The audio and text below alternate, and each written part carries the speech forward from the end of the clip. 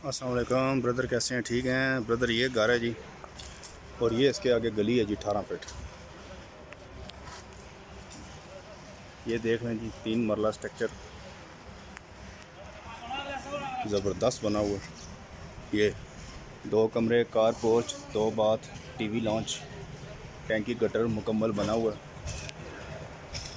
ठीक है सर जी। ये आगे कमर्शियल है और ये गली है जी 18 फीट, और ये गली भी कंक्रीट हो रही है। ये देख लें, ये चीज़ है, गली का काम भी जारी है। ये बाहर वाली जो गली है जी वो 28 फीट है। ये आगे कमर्शियल है और इसके साथ ये जुड़ा हुआ घर है। ये